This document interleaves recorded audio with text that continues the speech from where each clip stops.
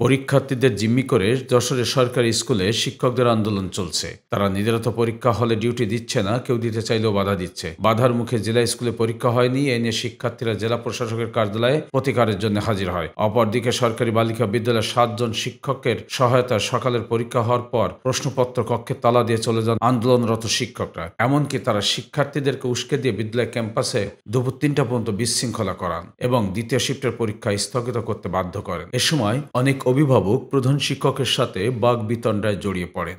আমরা গার্জিয়ান আপনাদের বিপক্ষে, আমিও গার্জিয়ান। তাহলে নেননি কেন যে পরীক্ষা হবে কি না হবে? আজকে 3 দিন ধরে চলতেছে। না না, আমি এই দোষটা আপনাকে দিই। সকালবেলা আমি ডিসিশন কি নিয়েছি, সকালদিন করে পরীক্ষা বন্ধ করে দাও, এটা আপনার কোনো না না, এটা আমার বলা যাবে না। ওই ওনাদের অনুমতি ছাড়া আমি পরীক্ষা বন্ধ করব না। কার অনুমতি?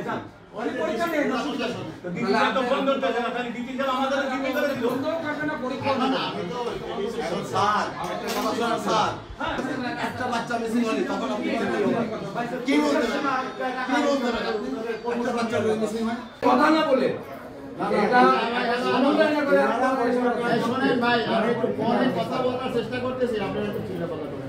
এক পর্যায়ে শিক্ষার্থীরাও প্রধান শিক্ষকের কক্ষ ঘেরাও করে।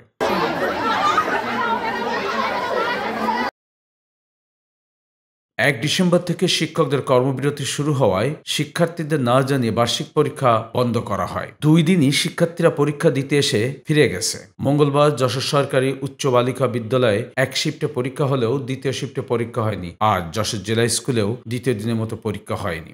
বাচ্চারা হচ্ছে আপনাদের সন্তানের মতো, তাদের পরীক্ষা না নিয়ে এই যে পরীক্ষার রুমের তালা দিয়ে, পরীক্ষা যেটা প্রশ্ন রয়েছে তালা দিয়ে, সারা বাংলাদেশে তো একই, মানে সারা বাংলাদেশে সরকারি ভাই খারাপ কাজ করলে আপনিও করবেন না। আমার এখানে 52 জন টিচার আছে, 52 জন টিচারের ভিতরে যদি 48 জন না যায়। শিক্ষক জামাল উদ্দিন, আজিজুর রহমান, গাজী আনিসুর রহমান, সহিল উদ্দিন, জয়নাল আবেদিন সহ জেলা ও সরকারি বালিকা বিদ্যালয়ের কয়েকজন শিক্ষকের দাবি, দীর্ঘদিনের বৈষম্য নিরসনের দাবিতে ধারাবাহিক আন্দোলনের অংশ হিসেবে এই কর্মসূচি পালন করা হচ্ছে। জেলা এবং সরকারি বালিকা বিদ্যালয়ের শিক্ষার্থীরা জানায়, পরীক্ষা দিতে আসলে শিক্ষকরা বলেছেন পরীক্ষা হবে না। এ সময় জেলা স্কুলের শিক্ষার্থীরা যশোর জেলা প্রশাসকের কাছে প্রতিকারের দাবিতে যায় বলেও জানা যায়। আমরা পরীক্ষা দিয়ে এসেছি, পরীক্ষা দেওয়ার কথা ছিল, পরীক্ষা হলো না।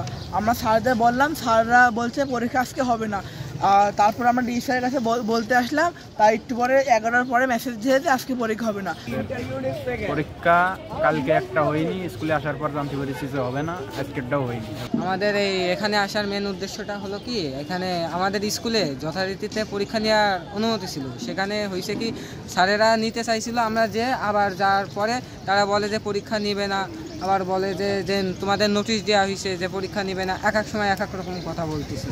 মামুনুর রশিদ, টুটুল, মুক্তি, মেফতাহ উদ্দিন, মনিরুজ্জামান, সালাহ উদ্দিন শাহিন, পিকুল সহ অন্তত 30 জন অভিভাবক সন্তানদের সমস্যা নিয়ে পরীক্ষা হবে কিনা জানতে গিয়ে সরকারি বালিকা বিদ্যালয়ের প্রধান শিক্ষকের সঙ্গে এক বাগবিতণ্ডায় জড়িয়ে পড়েন। তারা শিশুদের নিরাপত্তা বিষয়ে কথা বলতে গেলেই এই বাগবিতণ্ডার সৃষ্টি হয়। যশোর জেলা স্কুলের ভারপ্রাপ্ত প্রধান শিক্ষক জয়নাল আবেদিন বলেন, তার বিদ্যালয়ের 52 জন শিক্ষক কর্মবিরতি পালন করছেন, ফলে বিকল্প জনবল না থাকায় পরীক্ষা গ্রহণ সম্ভব হচ্ছে না। যশোর সরকারি বালিকা বিদ্যালয় ভারপ্রাপ্ত প্রধান শিক্ষক নুরুল ইসলাম জানান, প্রভাতী শিফটে 7 জন শিক্ষকের দায়িত্ব নিয়ে পরীক্ষা নেওয়া হয়েছে, আর অন্যরা আন্দোলনে বিশৃঙ্খলা তৈরি করা হচ্ছে, শিক্ষার্থীদেরকে উস্কে দেওয়া হচ্ছে। অতিরিক্ত জেলা প্রশাসককে বহুবার ফোন করলেও তিনি তা ধরেননি। অতিরিক্ত জেলা প্রশাসক শিক্ষা ও আইসিটি মাসুম বিল্লাহ শিক্ষার্থীদের জেলা প্রশাসনের কাছে যাওয়ার বিষয়টি স্বীকার করে বলেন, মন্ত্রণালয় ও অধিদপ্তর নির্দেশনা মোতাবেক এখানকার বিষয়ে প্রতিবেদন পাঠানো হয়েছে। সরকারি বিধি মোতাবেক প্রয়োজনীয় ব্যবস্থা পরবর্তীতে গ্রহণ করা হবে।